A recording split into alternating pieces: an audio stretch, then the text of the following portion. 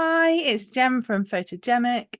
My job is to teach people about photography in a straightforward and concise way. I don't want to waste your time. I don't want to teach you anything that isn't relevant. So let's get to it. The first thing that we're going to talk about today is the glossary of photographic terms. Now, why do I want to talk to you about this? These terms are the most basic elements of photography that every photographer needs to know. So it's good for this to be early on in the channel. For those of you who are watching from episode 1, welcome. I hope this is really useful for you. And the first term that we're going to talk about is aperture. Aperture is the size of the hole within your lens. I'm not going to give you too much information on the creative effects and how this works with other things because that's like a whole lesson. These are just some of the terms in glossary format so that if you've heard of one of these things and you're thinking, I don't quite understand that, this will hopefully give you some clarity on these photographic elements. Okay, any questions that you have, do pop them in the comments below and I will reply as soon as I can. So f-stop. So an f-stop is the measure of light as it comes in through your aperture, essentially. Okay, in a really basic form, f-stop is how we measure the light coming in through the aperture. Shutter speed.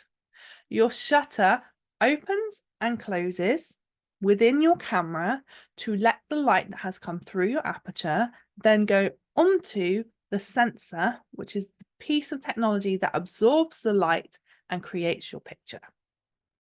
Your shutter speed is the time duration at which your shutter stays open for. ISO is a numerical value which indicates how sensitive your sensor is when the light lands on it. A more sensitive sensor will absorb more light. A less sensitive sensor won't absorb as much. Your exposure is the amount of light that is recorded by your sensor and is determined by your aperture size, your shutter speed, and your ISO setting. Your depth of field is the distance at which your image is sharp, and this can vary depending on your aperture size. A deeper depth of field will have a clearer background. A shallower depth of field will have a blurrier background. Bokeh, this is a Japanese word, and it means the outer focus circles of light within your picture. Rule of thirds. This is where we imagine a grid over our image. If you think of a noughts and crosses grid, it's exactly the same as that. And if we position our focal points under one of those lines, or especially under the intersecting points of that grid, it will give us a nice composition. White balance. This is the camera's way of adjusting the colors in a photo depending on the color of your light source. And it does this to make sure that your whites are white with no color cast. Raw file formats. A raw file format is information. It is used to give us lots of detail within our scene, and it gives us more flexibility to edit the detail in our images compared to a JPEG file format. A JPEG image has been compressed. It is smaller than a raw file, and it does not have as much information or detail in highlights and shadows within your picture. A megapixel. A megapixel is 1 million pixels. Pixels make up the detail within our photograph. Megapixels are the measure of the resolution of our images. The resolution is the number of megapixels which create our image. A higher resolution image will have more details and more megapixels than a lower resolution file. Focal length. Focal length refers to the zoom that our lenses give us. A longer focal length means we can zoom in more. A shorter focal length means we see more in our scene. We're zoomed out more, so we get a wider field of view. A prime lens. This is a lens with a fixed focal length. It usually gives us a nice sharp image, but if we need to get closer or further away from our subject, we physically need to move to be able to do so. A zoom lens. A zoom lens has variable focal lengths. You can zoom in and get close to your subject, or you can zoom out to get further away from your subject.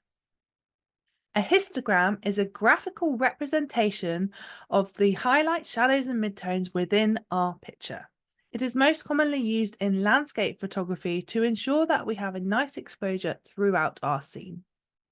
Exposure compensation. This function allows us to override the exposure that our camera has chosen. Bracketing. This is a technique that we can use to take multiple exposures of the same scene, which will then allow us to choose the exposure we prefer, or it will allow you to merge those exposures together to create one final image with a really good range of tones, known as dynamic range, to have one final image with lots of detail throughout the shadows, midtones, and highlights. A tripod.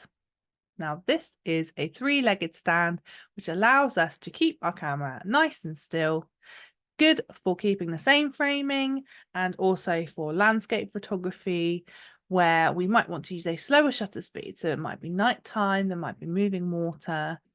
We might want to keep the camera still to record movement in the scene. Panning. This is a technique where we take a photo with a slower shutter speed and we follow our subject as we shoot to keep our subject still, but to introduce movement blur in the background. Fill flash or fill-in flash. This is where we use a flash to fill in the shadows in a particular part of our image. Quite often used on bright days where the background is brighter than our subject. Light direction. This is super important. It's the direction in which our subject is being lit. I hope you found this glossary helpful. These basic terms are key in helping you understand photography, especially if you're going to be more creative and come out of auto mode. If you have any questions or would like me to go over any other terms, please comment in the video. If you like the content, don't be afraid to subscribe, invite your friends, leave a comment saying so. And if you are interested in joining our online course, keep an eye on our channel. I will send out an early bird discount to all of those who are interested once it is launched. I'm super excited to get this up and running. I'm really excited to create all of these key resources, which will be available in the basic membership package with the online course for you to reference back through, to print out, to create a folder, to stick around your room, whatever you need to do with them to help you learn. Thanks for watching the video. I really appreciate your views, and I will see you soon.